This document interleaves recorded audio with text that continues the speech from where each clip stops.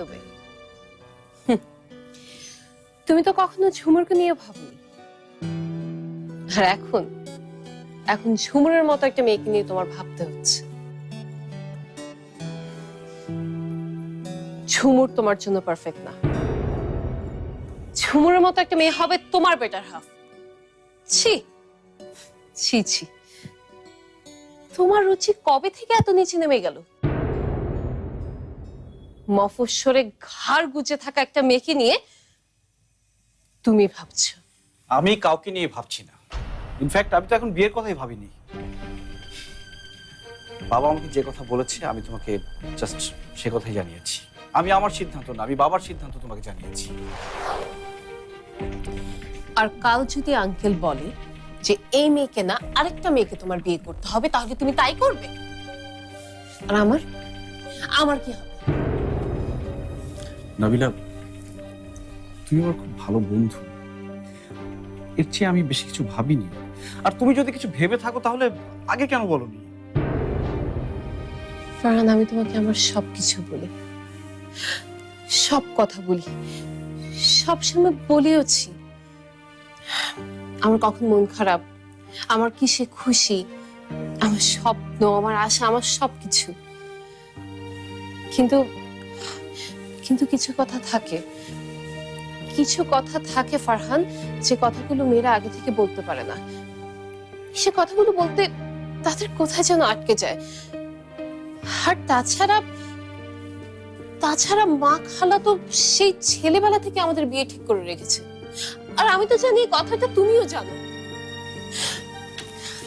ফারহান, আমি সব সময় তোমার এত কাছ থেকে তোমার সাথে মিশেছি যে আমার কখনো মনেই হয়নি তোমাকে আলাদা করে ভালোবাসার কথা বলা দরকার। ভুলটা সেখানেই করেছো। কই, মা বা খালা তো কোনোদিন আমাকে কিছু বলেনি, আমি তো কিছুই জানি না। ফারহান দেখো, আজ যদি ব্যাপারটা এমন হতো যে তুমি কাউকে ভালোবাসো, তাকে বিয়ে করতে চাও, তাহলেও ফাইন, আমি মেনে নিতাম। কিন্তু কিন্তু এমন একটা মেয়ে যে তোমার স্ট্যান্ডার্ডের না, তাকে তোমার সামনে নিয়ে আসা হলো, তাকে তোমার বিয়ে করতে হবে, ইম্পসিবল। আমি আমি কিছুতেই এটা মেনে নিতে পারবো না, এটা সম্ভব না। নাবিলা, বাবা মনে করেন যে আমি মনে করি তোমার জন্য এটা কিছুতেই ভালো হবে না। ঝুমুর তোমার স্ট্যাটাসের না ফারহান, তোমার আর ঝুমুরের মধ্যে আকাশ পাতাল তফাৎ। আমি তোমাকে ভালোবাসি, আমি তোমাকে অনেক অনেক অনেক ভালোবাসি। আর আমি কিছুতেই কাউকে তোমার জীবন নষ্ট করতে দেব না।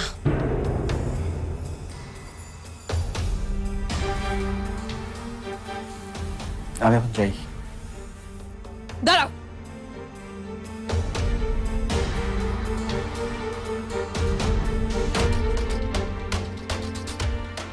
একটা কথা তুমি মনে রেখো,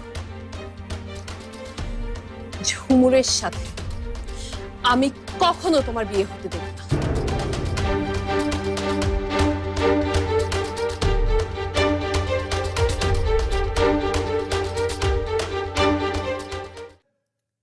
আচ্ছা, এ ব্যাপারে এত রিয়াক্ট করার কি আছে? আমি তো বুঝতে পারছি না।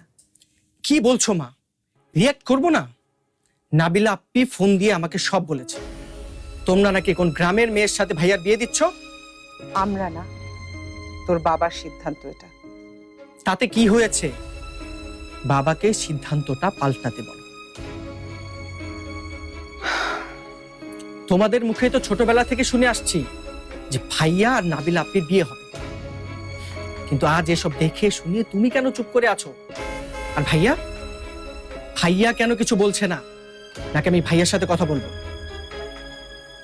তুই এখন রাখ, বোধহয় ফারহান এসছে, আমি নিজে ওর সাথে কথা বলছি।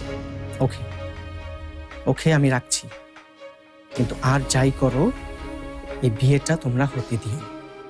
ওকে, খোদা হাফেজ।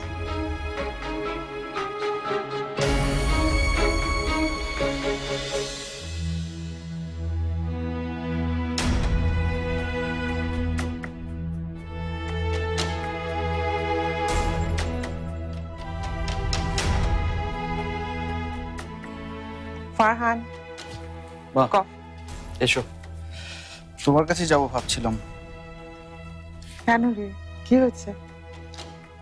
আচ্ছা মা, হুম, তুমি কি নাবিলাকে কখনো আমার আর নাবিলার বিয়ের ব্যাপারে কথা বলেছো? কেন, নাবিলা কি বললো? মা, নাবিলা আমার খুব ভালো একজন বন্ধু, এর থেকে বেশি কিছু আমি ভাবিনি। হঠাৎ সে আজকে বললো সে নাকি আমাকে ভালোবাসে। তোমরা ছোটবেলা থেকে আমার সাথে তার বিয়ে ঠিক করে রেখেছো, সবাই জানে, শুধু আমি জানি না। বাবা, এটা সত্যি আমি আর তোর খালামণি চেয়েছি যে তোর আর নাবিলার বিয়ে হলে ভালো হয়, কিন্তু আমি কখনোই তোর বাবার মতো আমার মতামত তোর উপর চাপিয়ে দেব না। আমি কখনো বলবো না তুই নাবিলাকে বিয়ে কর, এটা একান্ত তোর সিদ্ধান্ত। সিদ্ধান্ত আমি জানি না।